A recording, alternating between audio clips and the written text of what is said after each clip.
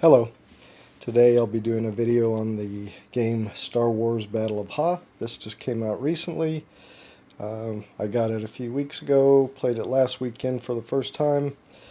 I know there's already a lot of other videos out on this, but I figured I'd go ahead and do one too. So let's get started with how to set up. Alright, well, first thing you'll do is take the scenario book and choose one of the scenarios and set it up as instructed in the scenario book.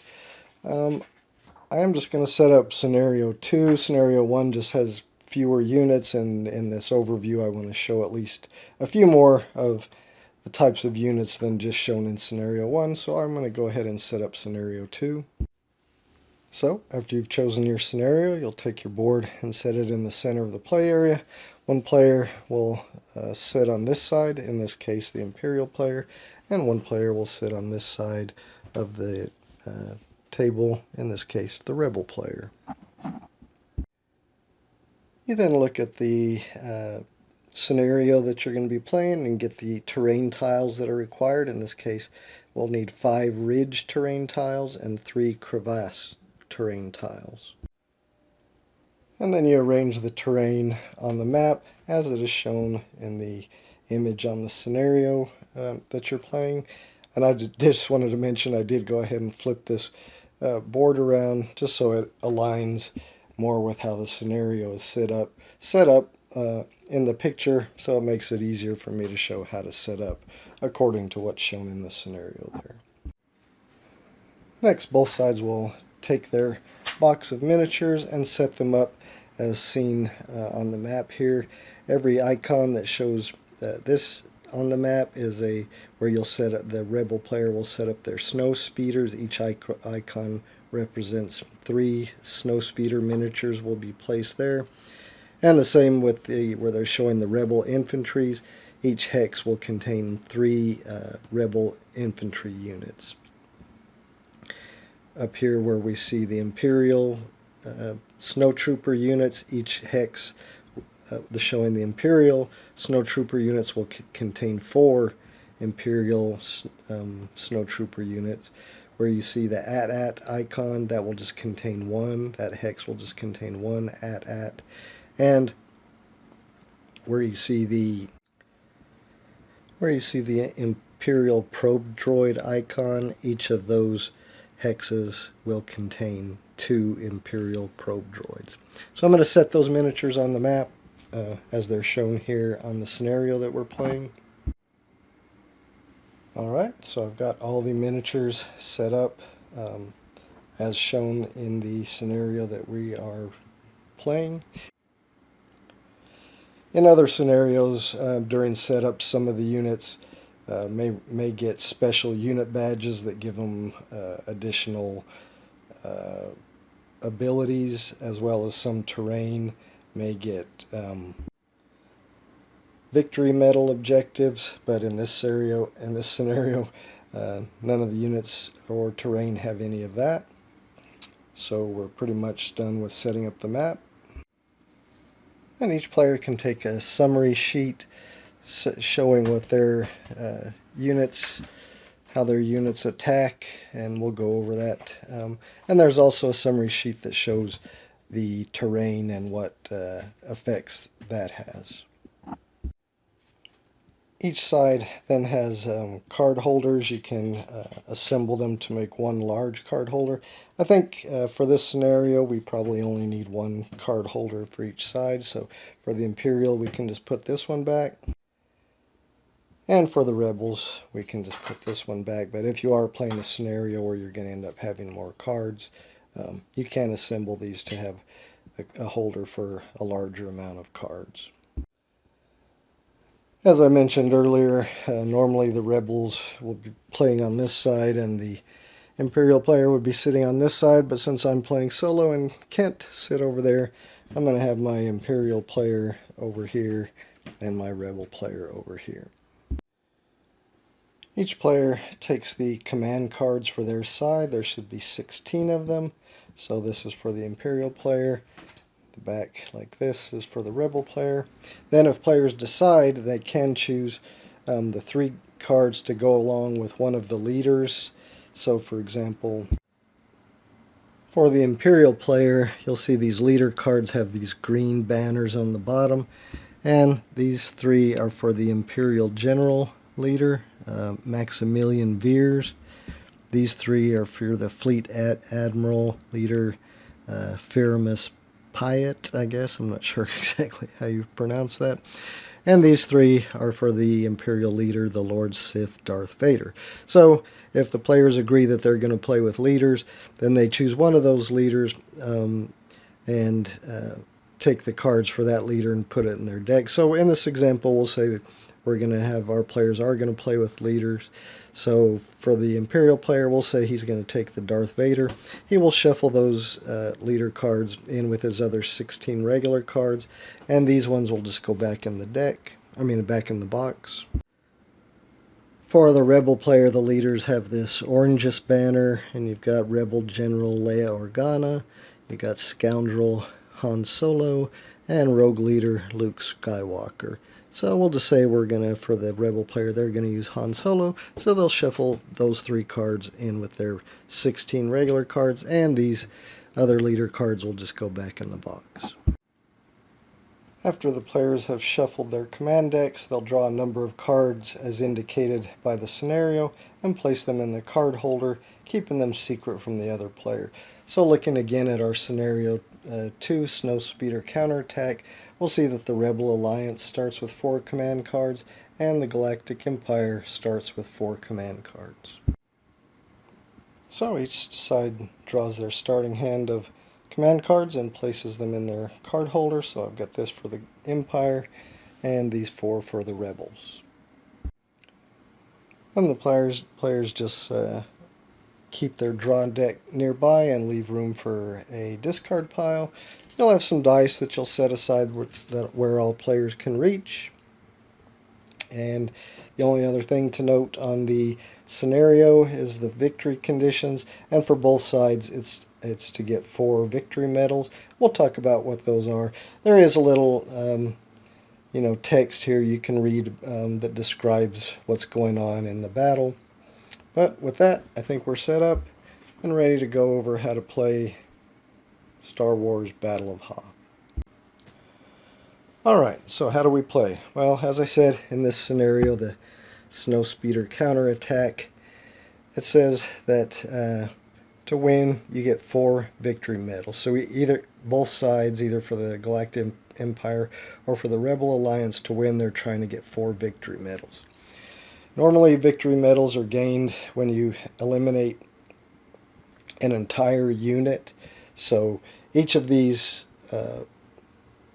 hexes that have a certain amount of figures in them are all considered a unit.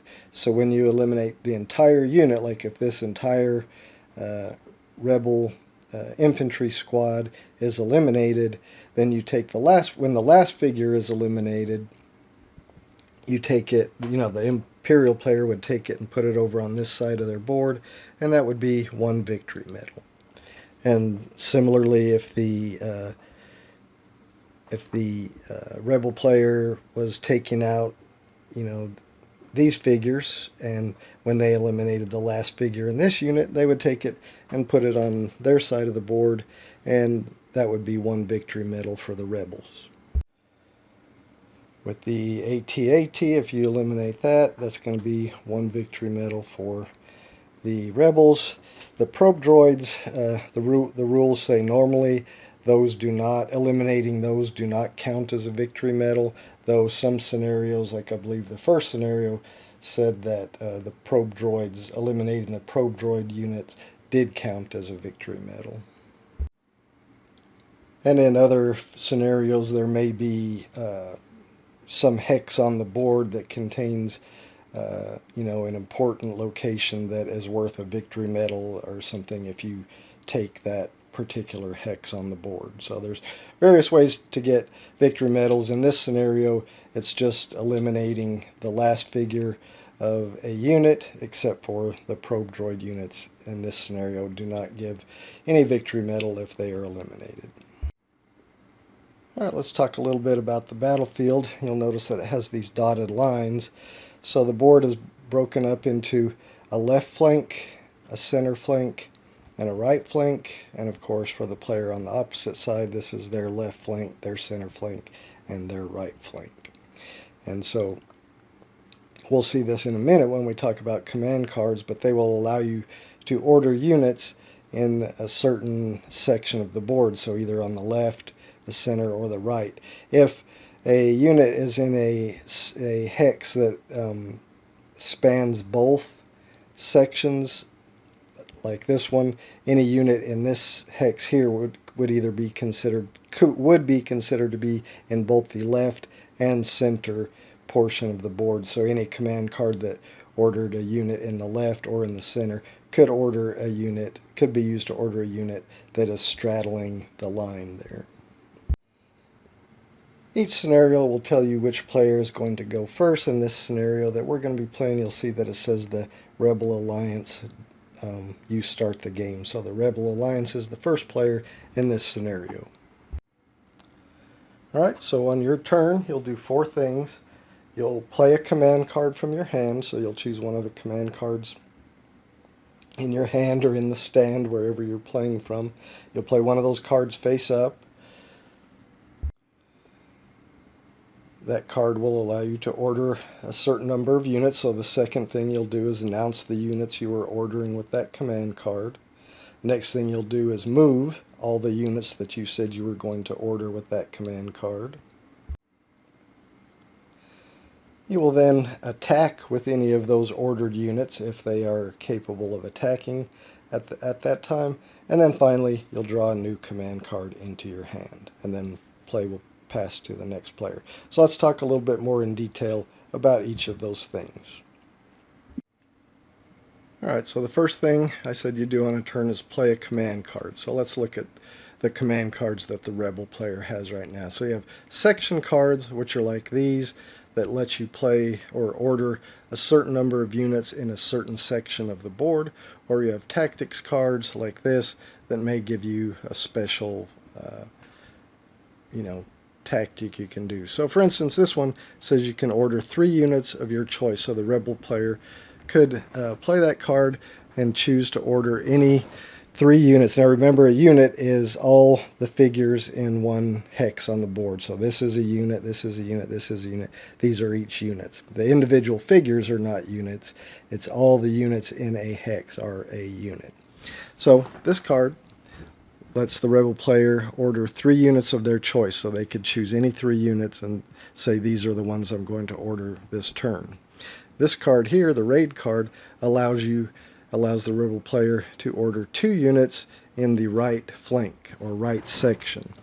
So they could only order these 2. If they played that card, they could only order these 2 units because those are the only 2 units over in the right flank or section of the board. This one is pretty similar, only it's 2 units in the left flank.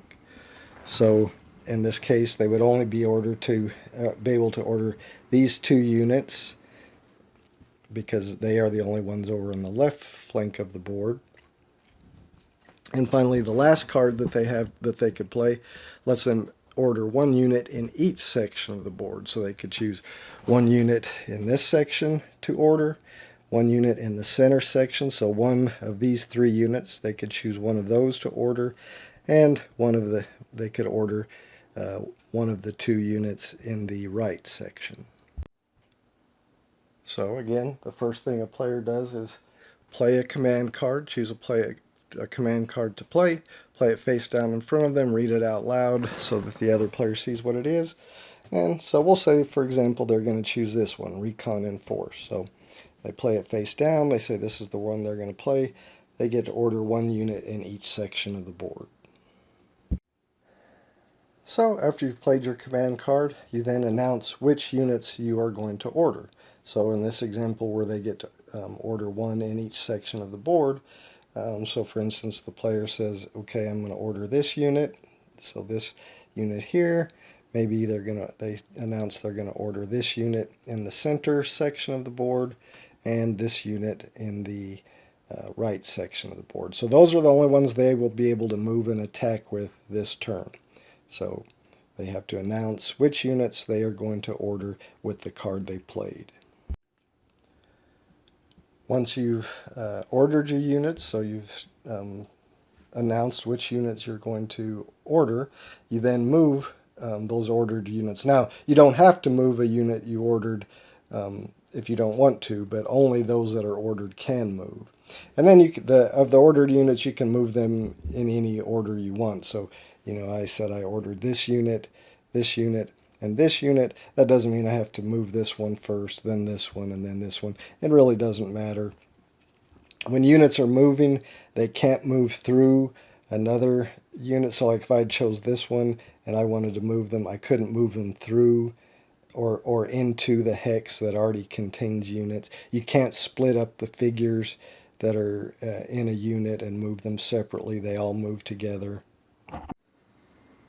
You have to complete the full movement of a unit you're ordering before you start moving another unit you're ordering. In other words, you couldn't take this unit and move it one space and then take another unit you ordered and move it, some spaces, and then finish moving the unit that you started moving before. A unit that you ordered and you start its movement, you have to complete its movement before you start moving another one of your ordered units. Now, terrain can affect movement. For instance, these crevasses, only flying units can land on or cross over a crevasse terrain, and the only flying units in this particular game, I don't know if they'll add other types of flying units in the future, but in the current game, the only flying units are these snow speeders that the rebels have. The probe droids here are not considered flying units, so they cannot land on or cross over the crevasses. So the only ones that can cross or land on the crevasses is the snow speeders. The only unit prevented from moving on top of these ridges is the AT-AT. All the other unit types can move on top of these ridges. Well, there is another unit type that's not in this scenario, the Rebel Artillery unit, and it's not able to move, so wherever it's placed, that's where it stays. But we don't have that in this scenario. And we'll talk a little bit more about the terrain in this scenario and the terrain in some of the other available terrain in a little bit, but right now we're just talking about movement, so I wanted to talk about the movement restrictions of the terrain in this scenario. Alright, so again, we'll go back to during the movement section of a player's turn, they move the units they ordered, and this card right here will help us to determine how far the units can move. So this is for the rebels, this is for the Empire. So you can see the rebel infantry units, they can move either 2 spaces, they can move 1 space and still be able to fire. So this says move 1 space plus still be able to fire, and we'll talk about that when we talk about attacking here in a minute. Or they can move 2 spaces and not fire. So if I move these units right here that I ordered, I can move them 1 space, and then if there was an enemy unit in their range, they could fire. In this case, there's not, and again, we'll talk more about that in attack. Or they can move up to 2 spaces, and then even if there was an enemy unit in their range, they would not be able to attack during the attack portion of the turn. Again, you have to do all your movement before you do attack. I was just mentioning that this unit, the infantry units, they can only move 1 space and still be able to fire, or they can move 2 spaces and not be able to fire. And those rules apply to the Empire infantry units as well. They can move 1 space and be able to fire, or 2 spaces and not fire. So we'll say, for example, this player is going to move 2 spaces. They'll move there. So when we get to the attack phase, even if there was a unit, they would not be able to fire on them. Alright, the snow speeder units, they can move 3 spaces, up to 3 spaces, and still attack. So we said we were going to order this snow speeder unit, so we will just move all of them. We'll say they're going to move 3, so we'll move them here, again, so they were here, so they moved 1, 2, 3. So they're in this space, and they will, when we get to the attack phase, they will still be able to attack because snow speeders can move up to 3 and still attack. Alright, and then we said we had, we still had 1 unit over here we ordered that will be able to move, and we'll just say they're going to move 1, 2. So they will not be able to attack even if there is an enemy in their range because they've moved 2 spaces. Alright, well, we've completed all the movement that we can with this order card because we had 1 unit in the left, 1 unit in the center, 1 unit in the right, and we've moved those. I knocked over these snow speeders. But anyway, we moved this unit, and this unit. So now we move on to the attack phase. Alright, so in the attack phase, any units that you ordered and moved, or just ordered and didn't move, that are capable of attacking enemy units can now do so, and you choose the order in which you want to do it. So this unit and this unit are not able to attack because they both move 2 spaces, and as we said, that these infantry units can't attack if they move 2 spaces. But we'll just talk about how they can attack if they were able to attack.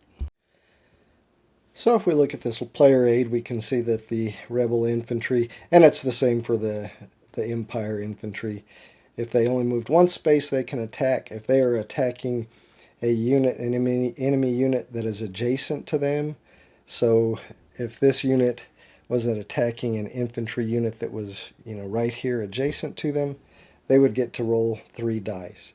If they were attacking an enemy unit that was 2 spaces away, so if they were attacking an enemy unit that was here, here, or here, they would get to roll 2 dice. And if they were attacking an enemy unit that's 1 space away, or I'm sorry, 3 spaces away, so if they were attacking 1, 2, 3, if they're attacking this enemy unit, they would only get to roll 1 dice. Again, they can't attack because they moved 2 spaces instead of 1, but if they had been here and only moved 1 space, because this unit is 3 spaces away, they would get to roll 1 dice to attack. If we look at our snow speeders here, they get to move 3 and still attack. So they moved 3, and so they are capable of attacking. And we'll see if they're attacking a unit that is adjacent to them. So if they were attacking any unit that was adjacent to them, they would get to roll 4 dice. If they're attacking a unit that's 2 spaces away, they can roll 2 dice. So this unit is 2 spaces away, this enemy unit, so they will get to roll 2 dice to attack those Empire infantry there.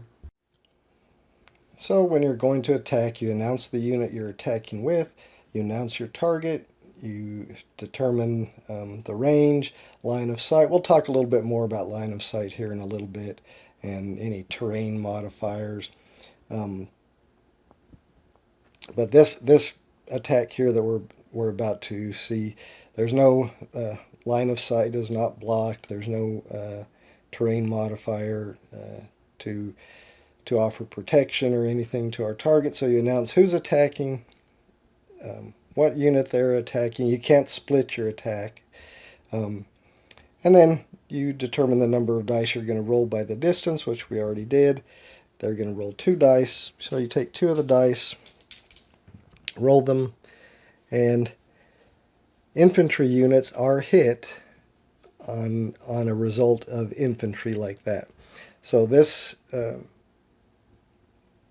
enemy infantry unit has to take 2 hits. So they will remove 2 of those figures. Those would go back in the box of the opposing player. Now this unit, when it attacks, it still gets to attack at full strength, even though 2 of its figures are removed. Whenever it has opportunity to attack, it still attacks as if it's at full strength. So as the figures are reduced, it doesn't reduce the attack strength of that unit. But once all the figures are removed, then that unit is eliminated, and again you take the last figure that you eliminated and take it as a victory medal.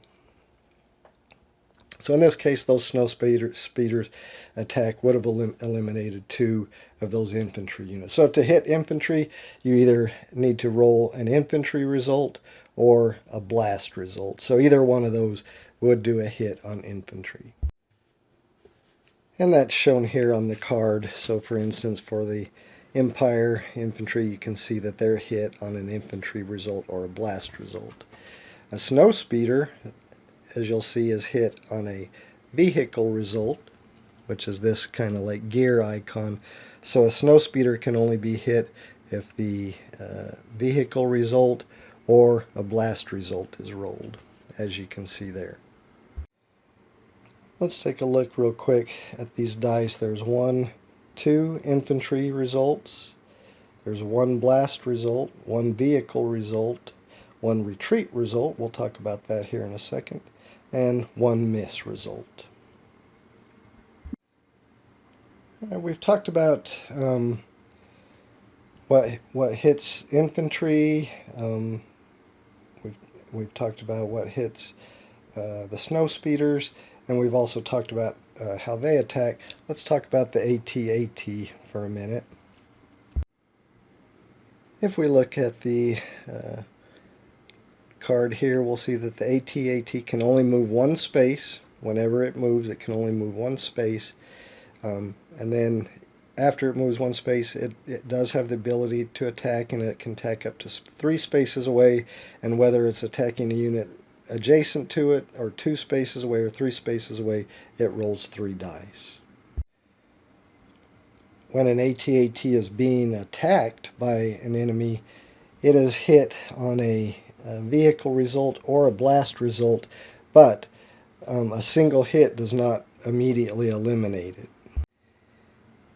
Any hits, any initial hits on the AT-AT have to be re-rolled, and then if at least one of those hits is a blast result on the re-roll, then the unit is eliminated. So for example, if this unit here was right next to it and they are attacking the AT-AT, well, if they're attacking something right next to it, they get to roll 3 dice. So we'll say they roll 3 dice. Well, that would be a miss because an infantry doesn't hit it. This is a miss.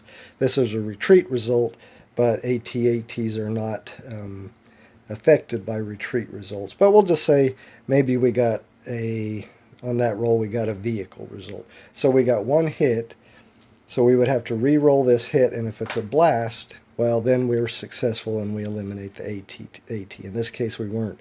If on our first roll, maybe we had gotten this, so we got 2 hits, we would be able to re-roll both those dice, and if one of them is a blast, like that one is, then the AT-AT would be eliminated. Let's talk real quick about how the probe droids move and attack. As you can see here, they can move up to 2 spaces and attack. If they're attacking a unit adjacent to them, they get to roll 2 dice.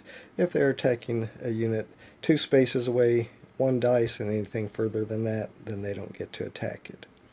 When they're being attacked, they are only hit on a blast. So they are not a vehicle, they are a special unit, so they are only hit on a blast. And there's one type of unit we don't have in this mission, the Rebel Artillery.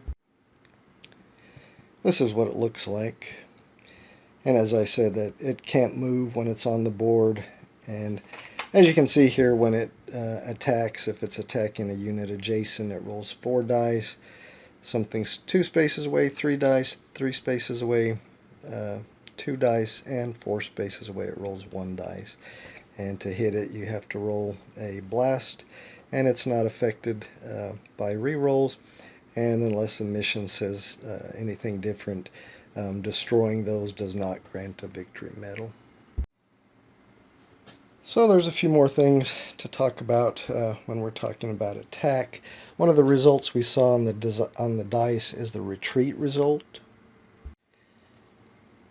And that requires however many retreat results are rolled during an attack, the unit that's being attacked after any losses are removed, any hits. So, for example, like if this snow speeders were attacking this unit and they rolled, a hit and an infantry hit, so they would take one casualty. This is a miss, but one retreat. So they would have to move one space back toward their baseline. Now the opposing player, the player that's controlling that, can determine which space they would move back to. The baseline is their end of their side of the board. So they would either have to retreat one space here or one space here, and the player that controls them can decide that. You have to retreat closer to the baseline, so the player couldn't say, well, they retreat over here. They would have to retreat back toward their baseline.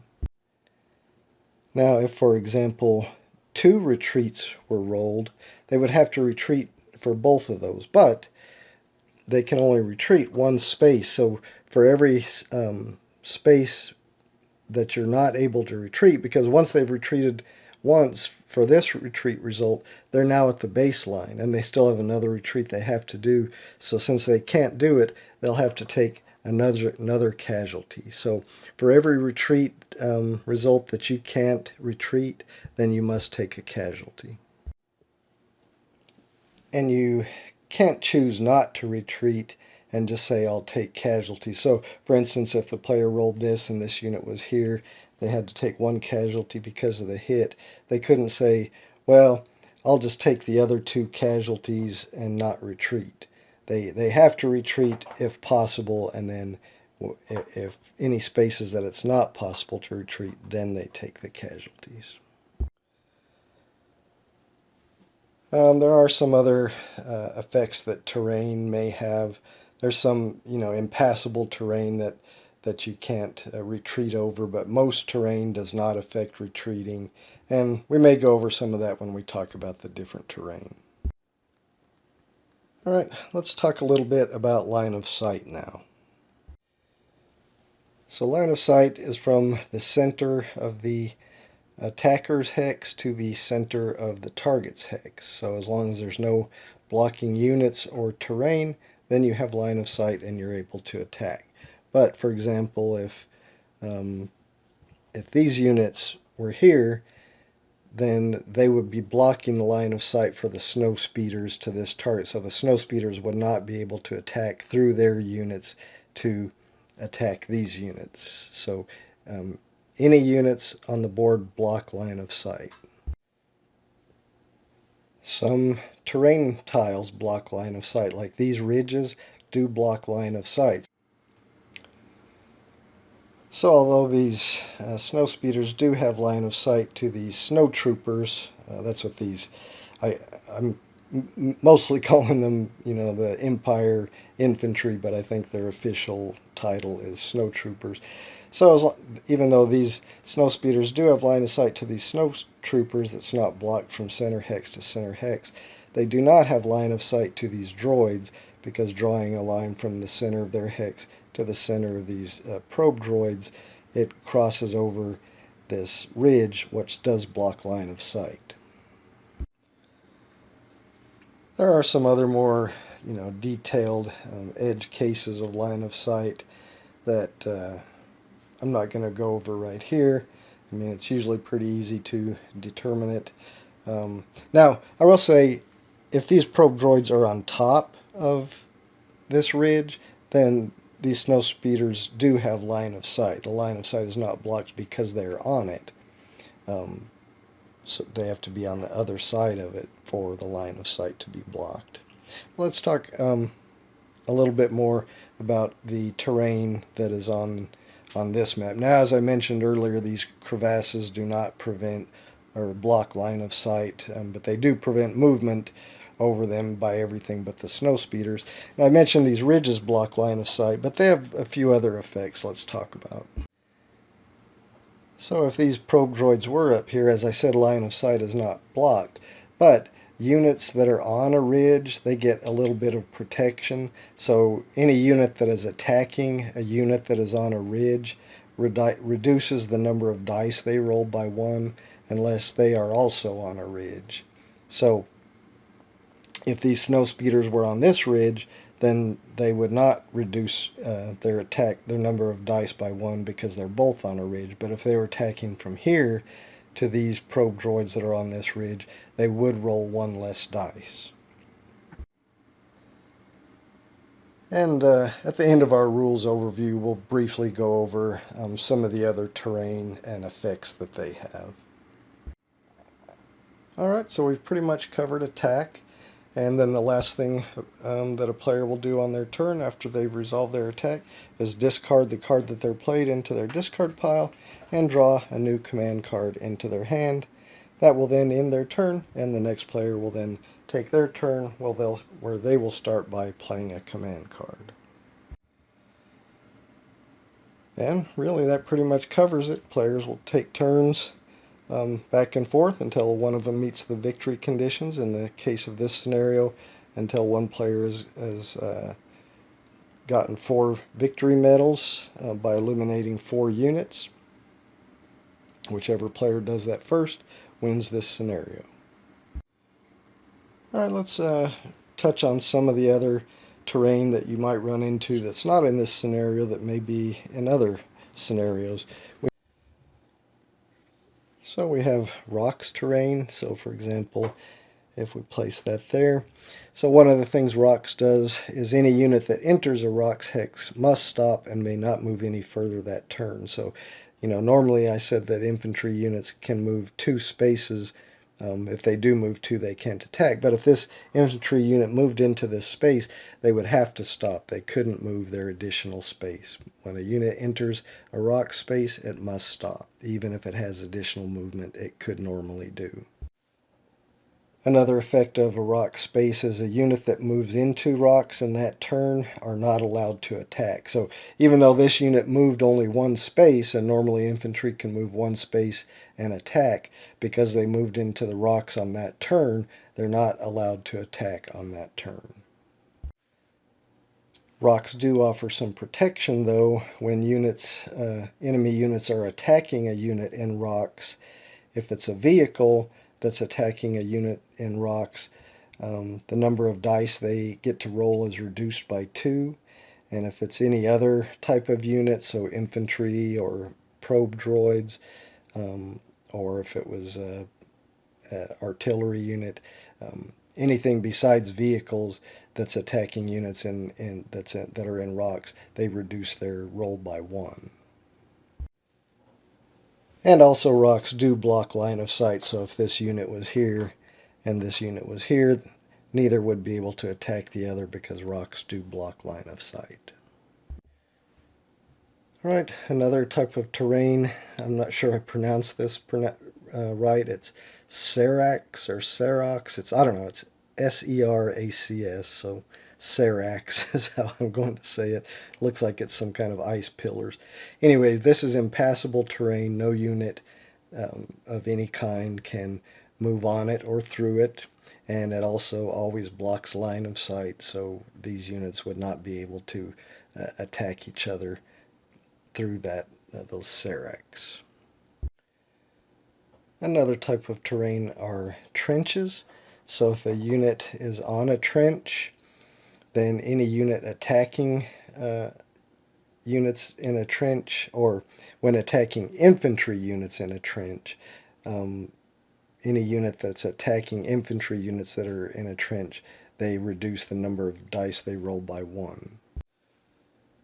But that would not be the same if a probe droid or snow speeders were on a trench. Then you don't reduce the number of dice you're rolling by 1. It's only infantry units.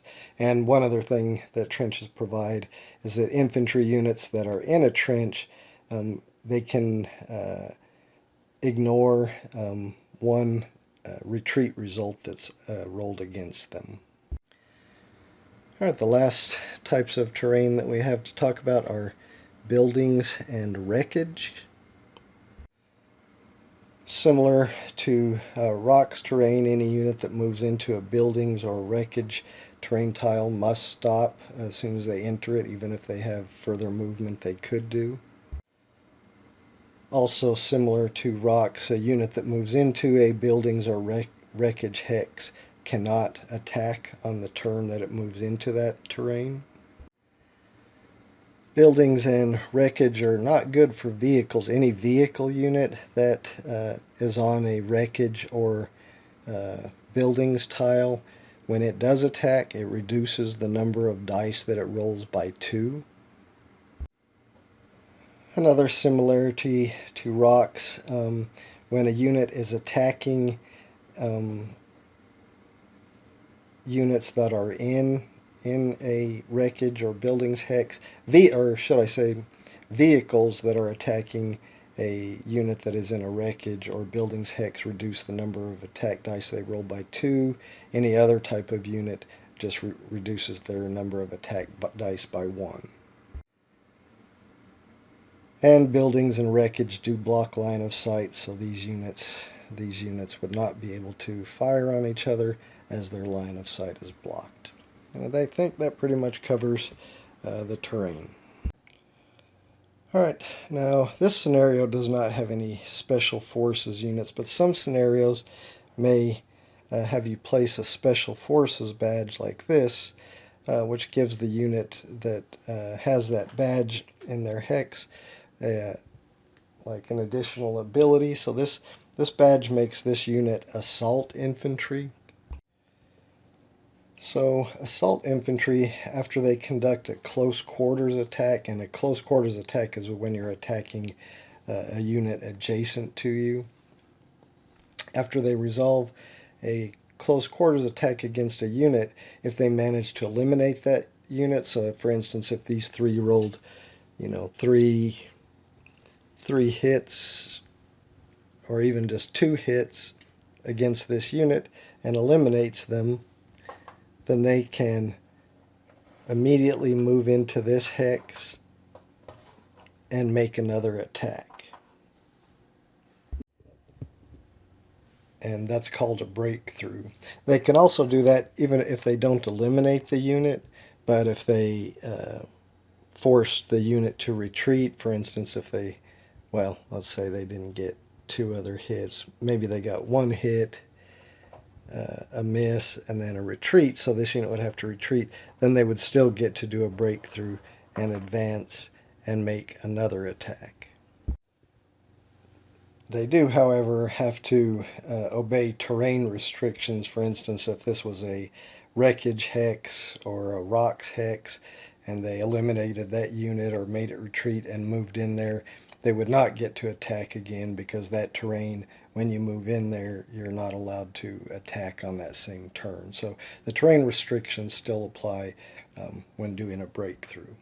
All right, that is the assault infantry. All right, another type of special badge that might be set up in a scenario is for this badge, which makes a unit a scout infantry. If a scout infantry is on a ridge like this and they have line of sight to an enemy unit from any distance, as long as they have line of sight to that enemy unit, any other friendly unit that is attacking a unit they have line of sight to gets to roll an extra dice. So for example, this unit on the ridge, this scout unit on the ridge, has line of sight to these enemy infantry units. If these snow speeders were attacking this infantry unit, they would gain an extra die because of the scout infantry located here. Alright, another type of unit you might have, another badge you might have, is elite snow speeder units.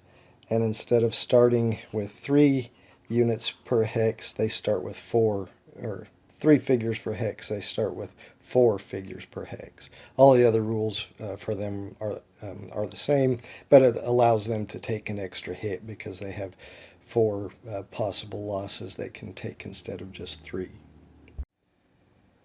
You might also have a scenario where you have elite infantry units, and the difference with them is, normally the infantry units can only move 1 space and still attack, or move 2 spaces and not attack. Well, if they're an elite infantry unit, they can move 2 spaces and still attack. Of course, any terrain restrictions still apply.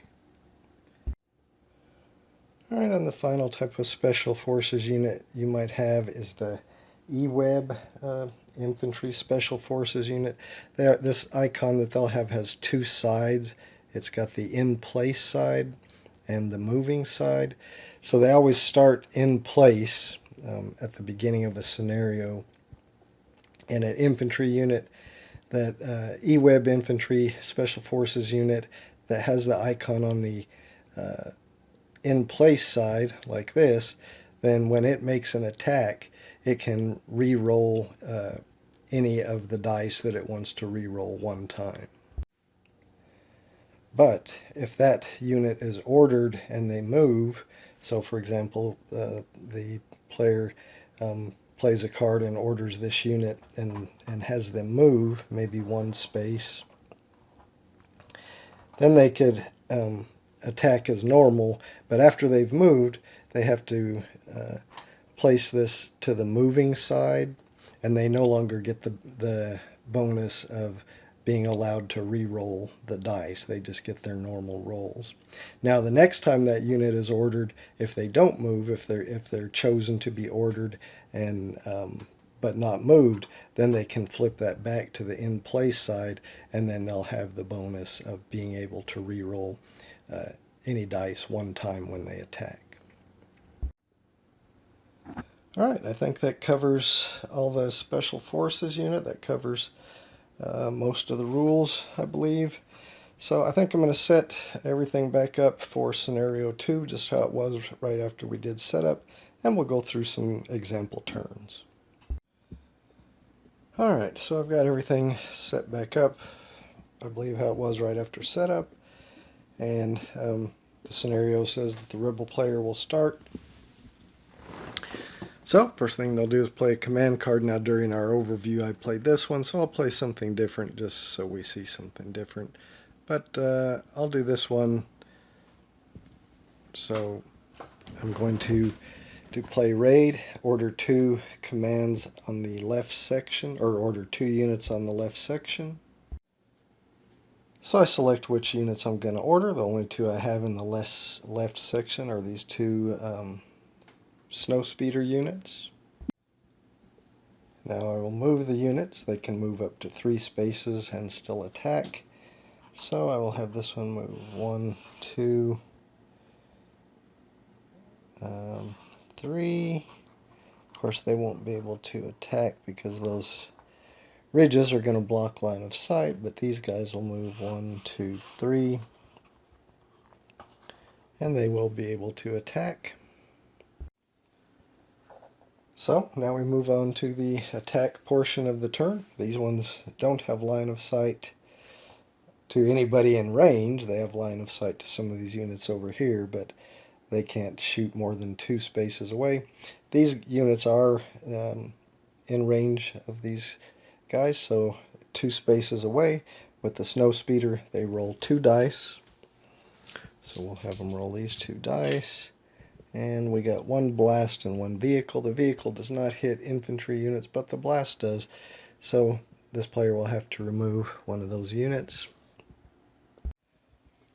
Right, we'll put this card into our discard pile now and draw a new card into our hand, and that will end this player's turn.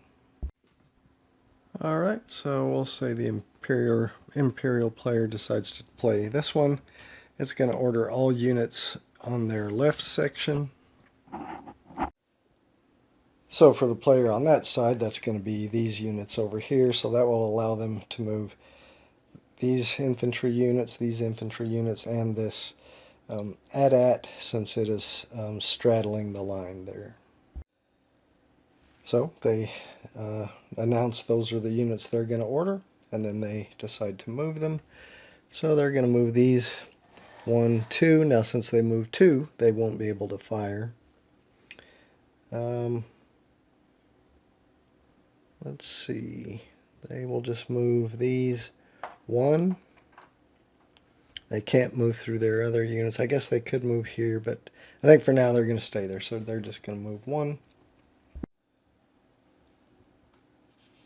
And then the AT-AT is only capable of moving 1 space, so it will move here. Alright, now we move to the attack portion of the phase. These infantry units move 2 spaces, so they can't attack. These infantry units just moved 1 space, so they can attack. The crevasses do not block line of sight, so they can attack up to 3 spaces away. They'll only roll 1 dice if they attack up to 3 spaces away. So 1, 2, 3. We'll say they're going to attack these units right here, so they're going to roll 1 die. And they get a miss. Alright, and our last one was the AT-AT. It can only attack up to 3 spaces away, and so nothing is in their range. So that will end that player's turn. They'll put this in their discard pile, and they will draw a new card into their hand. Alright, we come back to the Rebel player. These are the cards they have. We'll play this one that we showed in our example where they're going to order 1 unit in each section. So they're going to order this unit. They can because it's straddling the line, so it's in this section. That's the one they're going to order for that section. For this section, they're going to order these snow speeders, and for the section on the right, they will order these units right here. Alright, so we've determined the units that we're going to order. These ones, and these ones. And now we go to the move. So these guys are going to move 1, 2 right here. And they can move up to 3.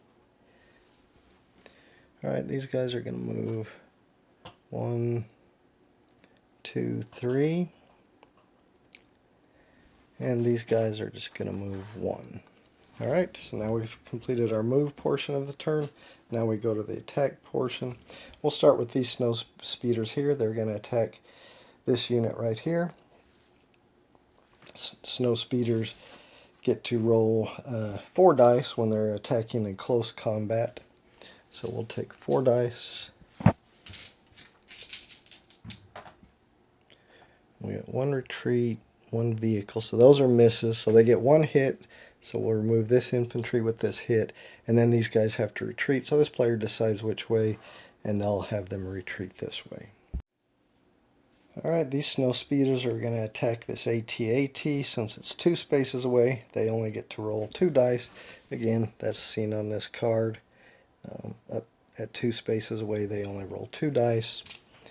They would maybe attack these guys on the ridge, but attacking the guys on the ridge, they would roll 1 die less because those guys are up on the ridge. So that would have them only rolling 1 die. They don't want to do that, so they're going to roll against the AT-AT. Alright, they got 2 hits, so now we get to re-roll both of those, and if one of them's a blast, we took out that AT-AT. Oh, unfortunately no. So the AT-AT survives. And lastly, we have these guys. They just moved 1 space, so they do get to attack. They're going to attack these guys right here. They're 2 spaces away, so infantry gets to roll 2 dice. Oh, 2 hits. Fantastic. So they take out these 2 guys. Alright, this guy goes in the discard pile, and they draw a new card. Alright, back to the other side. Alright, I think the Galactic Empire player is going to play one of their leader cards, the Darth Vader Determination. Order 1 unit of your choice, then order that same unit again. So, oops. So they're going to play that one. They're going to order their AT-AT, and so it will move. Well, we point which one we're going to order. Now we go to the movement phase. It's going to move here, and it's going to attack. So it's going to, since it's right next to its target is going to be these snow speeders, it gets to roll 3 dice. 1 blast, so that's a hit. So that will remove one of these units. Now it gets to be ordered again, so we're going to order this same unit again. It's not going to move, but it is going to attack those snow speeders again.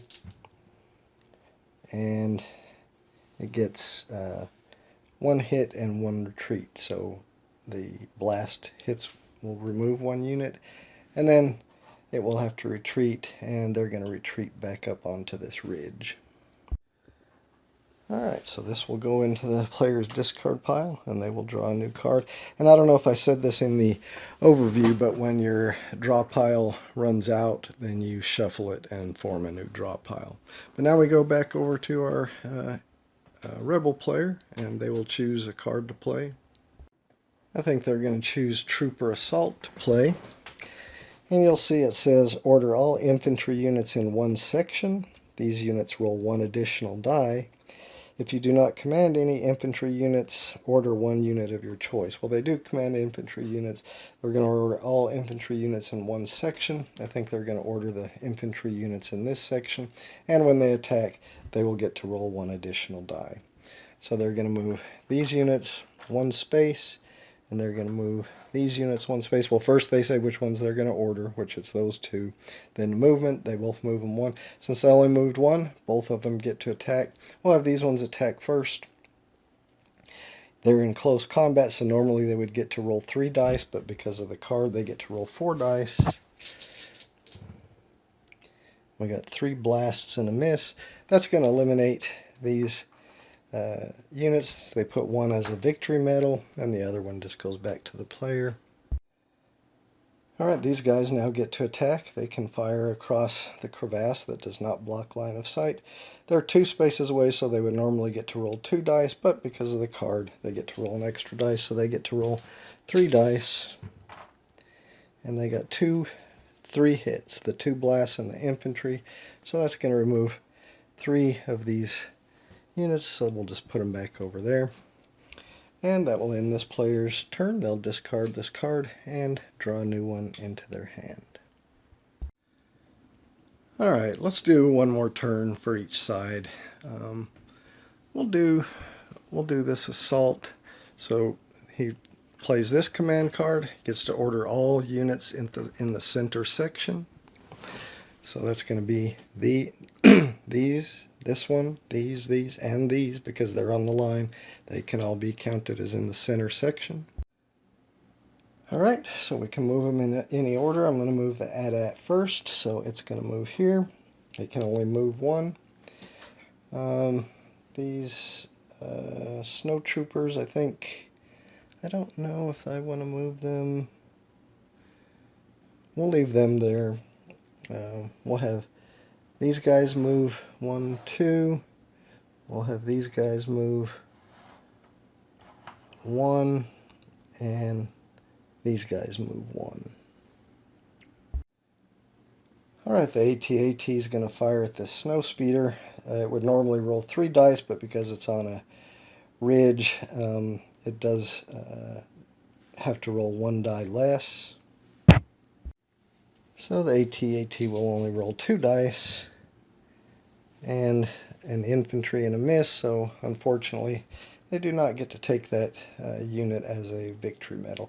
This unit doesn't get to fire because it moved 2 spaces.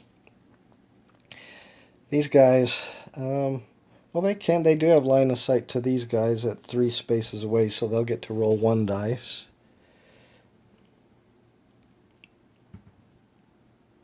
And they got a vehicle, so that's a hit. So they'll have to remove one of their figures from that unit. And finally we have the probe droids. They are adjacent to these snow speeders, and as we can see in close combat, the probe droids roll 2 dice. They don't get any advantage from attacking from the ridge. And we got 1 blast, so that's going to be a hit. We needed either a vehicle symbol or a blast. We did get a blast, so that will remove 1 figure from this unit. And that, I believe, is all the units we have to attack with. This will go in the discard pile, and they will draw a new card into their hand. Alright, we'll do the Rebel player's turn and then wrap it up. Alright, the Rebel player is going to play a command card. They're going to play this one, order 3 units of their choice. So we'll say they're going to order these snow speeders over here. They're going to order these infantry over here. And I think they will order this snow speeder here and hope they get lucky attacking this AT-AT. Alright, so we've said which units we're going to order. Now we're going to move. So we'll move these guys one space so they'll still be able to attack. This guy's not going to move. These guys are going to move one space to here, so they will be able to attack. Well, they can move up to 3 and still attack anyway. So let's do our attack with our snow speeders first. Since they are adjacent to the enemy, they get to roll 4 dice in close combat. And they get 3 hits and a retreat. Well, the 2 hits are going to eliminate them, so they'll take one of those as a victory medal. They're halfway to victory. Alright, we'll have this snow speeder. He's going to roll at this AT-AT again because he's adjacent to it. He gets to roll 4 dice. He gets 2 hits, so we get to re-roll those 2 hits. If one of them is a blast, then the AT-AT is eliminated. And fantastic, one of them is a blast. So we now have a 3rd victory medal, and this should give us our 4th and probably a win. These guys are adjacent, so they get to roll 3 dice. Again, you see if they're in close combat adjacent, they get to roll 3 dice.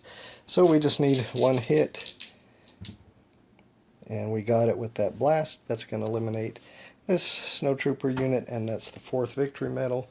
And the rebels pulled out a pretty quick victory. Now, I'm not saying I played optimally here. I was just trying to do something real quick. It seemed like they won a little bit too easily, but it's a pretty quick game. Usually it doesn't take long at all to play one of these. At least one of the early missions. I've only played the first few missions so far, but the few times I've played it, it's been pretty quick. So anyway, I enjoy it. You can see it's pretty easy. If you've played Memoir 44 or one of the other Commands and Colors type games that's based on the same system, then you can see there's not many differences from those. But anyway, I'm going to wrap it up. Thanks for watching. I hope you enjoyed it.